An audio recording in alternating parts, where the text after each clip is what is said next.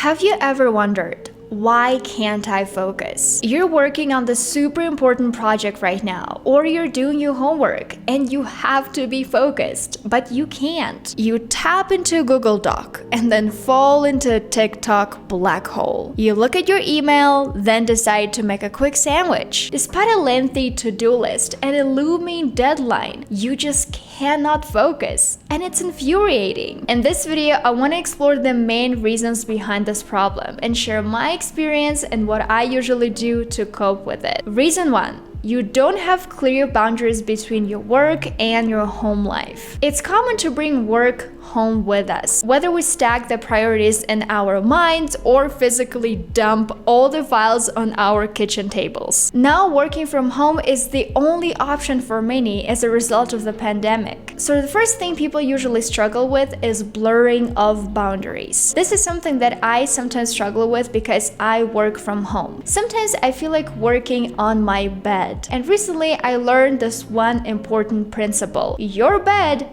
is not your desk. I cannot be productive when I work in bed. When I work in bed, it means that I am a minute away from taking a nap or falling asleep completely. To set a clear separation between your home life and your work life, you have to log off and stay off. And again, it's so easy to just log on if you work from home. I have my computer open right here, and it makes it so easy for me to check yet another email and respond to it. But it's absolutely crucial to respect the boundaries you set for yourself, because this way other people are going to respect you and your boundaries. In the past, I would always tell people that okay, it was totally okay for me to have this call at 9 p.m., 10 p.m., 11 p.m. because of the time difference. But now I realize that I cannot do it anymore. I don't feel productive at 10 p.m. 10 p.m. is my time to read my favorite book. If I agree to jump on this call at 10 p.m., it doesn't add to my productivity. It makes me frustrated because I can't focus. It's way too late for me. Now, distractions. I had to deal with a lot of distractions when I was in high school because I am the eldest daughter in my family. So I have a younger sister and a younger brother. And usually our house can be described with just one word: chaos. When I was in high school and I really wanted to study because I wanted to get into the college of my dreams, I wanted to move to a different city, all I really wanted was a quiet space, and it was so hard for me to get sometimes. And the final thing that is connected to the separation of boundaries is when you don't have the right rituals. For example, I know that I'm least productive in the evening, like at 7, 8, 9 p.m. I really can't do anything. I lose my focus very fast just because for me it's hard to work late at night. That's why I try to prioritize my mornings. I understand that for me it's the best time to work, to complete all of my tasks, and that's why I work in the morning, I work in the afternoon, and I do something else in the evening. Reason number 2.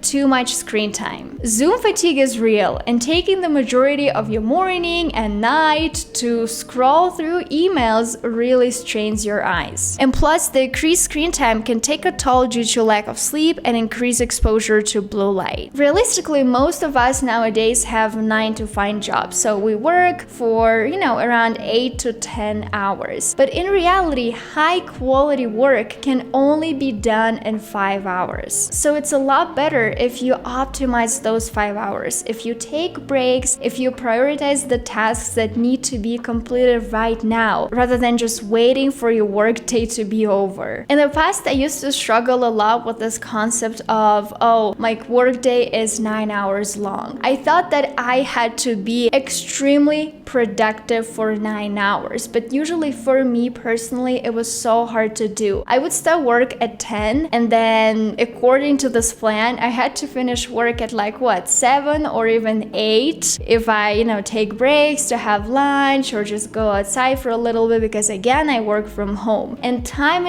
again I just realized that it was so hard for me to maintain this kind of working schedule every single day. So that's why one day I decided to research this concept of, do people actually work for 9 hours every day? And what I found out was pretty interesting to me. Many people don't work for 9 hours a day, even though their working day is officially 9 hours long. What usually happens is they have lunch, which is, sometimes 1 hour, sometimes 2 hours long. They just go on TikTok, they scroll through videos, they take a break, they just drink some tea or coffee, and all of those things take time. Again, people are most productive when they only work 5 hours. But when I say work 5 hours, it is very high quality work. Number 3, it might be hard for you to focus because your working routine doesn't fit your natural schedule. What do I mean by this word natural schedule? It is something that is predetermined by your circadian rhythm. Remember the times when everyone on YouTube was obsessed with making videos about waking up at 5 a.m. every single morning? Well, honestly, I wanted to make this kind of video myself because I wanted to challenge myself, and I thought that waking up at 5 a.m. would make me a lot more productive. In reality, I honestly couldn't make this video because my natural rhythm is not really waking up at 5 a.m. and I don't want to. I don't feel good if I wake up at 5 a.m. I'm fortunate enough to have a job where I can wake up really whenever I want to. And usually I start my workday at around 10 a.m. So when I work, first and foremost, I try to figure out when my motivation is high. And then I try to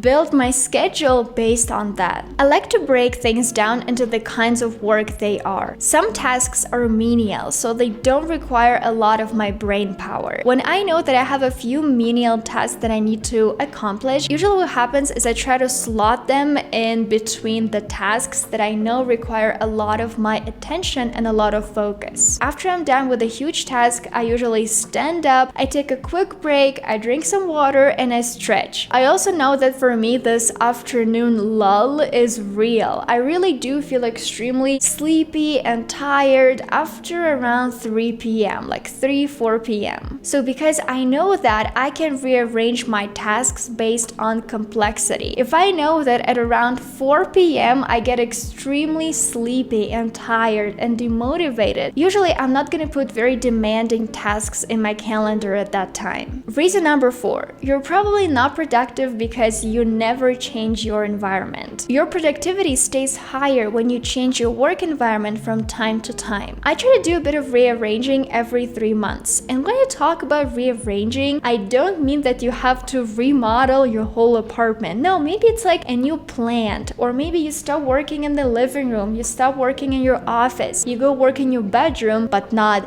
in your bed. Maybe you just, move your table over there. Sometimes I work in my bedroom, I have a table there. Sometimes I work in the living room because I have a couch right here. Sometimes I work at this kitchen table because for me this is something that works. When I feel like this doesn't help and I have absolutely no focus, I feel tired, I feel like I don't want to do anything, I try to change my environment even more and I go to a coffee shop. I know a lot of people who love working from coffee shops or co-working places, and especially if you live in a big city, there are so many options. I realized that when I find coffee shops where there are a lot of people who work, I feel a lot more motivated because it reminds me of my high school years or my college years, when everyone would go into the library and study together. It's basically the same thing, but now you're an adult, you're not in the library, and you're not actually studying, but you're working. Well, sometimes I study in coffee shops as well. Reason number 5, your room is too messy. When I live in a messy and disorganized space, it makes me very frustrated and overwhelmed. I feel like I can't complete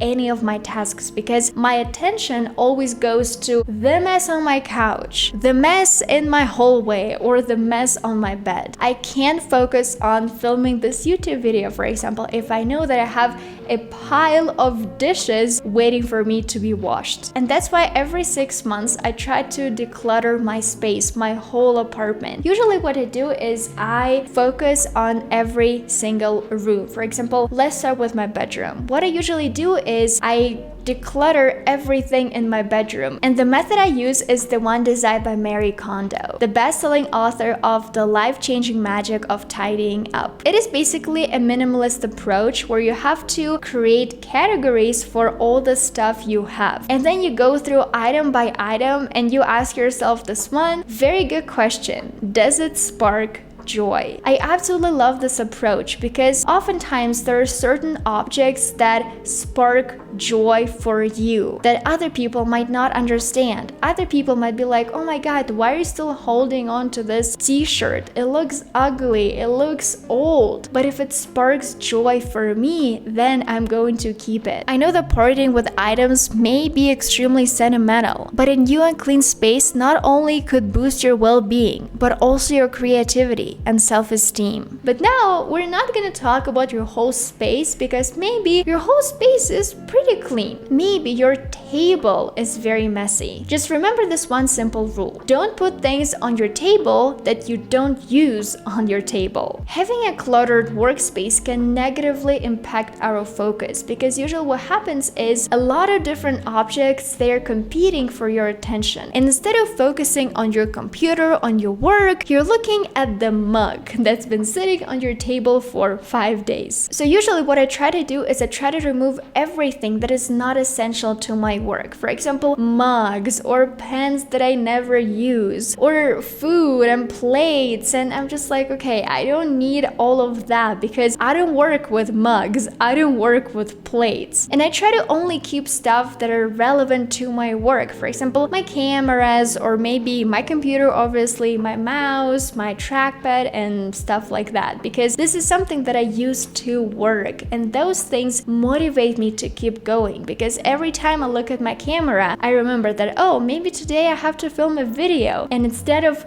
fixating on this mug that I have to wash, I think about a new video I have to film for you. Reason number 7, you try to multitask. Multitasking is not a cool skill, and this is something that I believe in, and that is something that is backed up with research. Multitasking can only work if something doesn't require your full undivided attention, because usually it reduces concentration by up to 40%. Our brains are adaptable, and we've literally trained our brains to be unfocused because of social media. And also something that I have noticed about myself is when I try to multitask, I feel a lot more anxiety and stress because I try to think about multiple tasks at the same time. For example, I'm trying to edit a new YouTube video, and at the same time I'm trying to respond to emails. And usually when this happens, I can't really be present when I edit my videos, nor when I try to respond to emails. I'm not here and I'm not there. I'm somewhere in between. And because of that, it's a lot more likely that I'm gonna make mistakes when I respond to emails. And I'm gonna do a bad job at editing just because I haven't noticed something. And the last reason why it might be hard for you to focus on your work is because you're way too tired. There is a direct correlation between sleep deprivation and impaired cognitive function, including your work memory and cognitive speed. Not catching enough Z's can really sabotage your focus. So what I usually do when I feel like I'm getting quite tired, and again, usually, as I said previously, it happens at around 4 or 5 p.m. and usually I need to do maybe an hour more work, nothing too crazy. I try to go outside for just a quick walk, like a 10-minute walk around the block. It really helps me because there is still sunlight around 4 and 5 p.m. so it gives me kind of enough energy because I see the sun, I see all the people, I come back home and I can continue working. I'm also a person who doesn't drink coffee because my body can't really process coffee really well, and in the past I really struggled because of that, because I would look at my friends who would always drink coffee and who would be like, okay, a lot more energetic and ready to work, and I couldn't really do anything. But at the end of the day, what helps me is just drinking water, standing standing up and stretching. And finally, I think a lot of people nowadays just don't get enough sleep. Because of social media, because of this instant scrolling, or because of something else, people don't get 7 to 9 hours of sleep each night. Sleep is not a luxury, it is a biological necessity. Sleep plays a vital role in numerous aspects of our physical and mental health, including memory consolidation, immune function, emotional regulation, and cardiovascular health. During sleep, our brains process and store information, which in the future makes it easier to recall and store information. So if you're watching my video right now and it's super late and you're feeling tired and sleepy, stop watching. I won't get mad. Just go to bed, because it's one of the best things you could do for your health, for your work, and for your focus. That's it for this video. I hope you found it useful, and now you know why it might be hard for you to stay focused.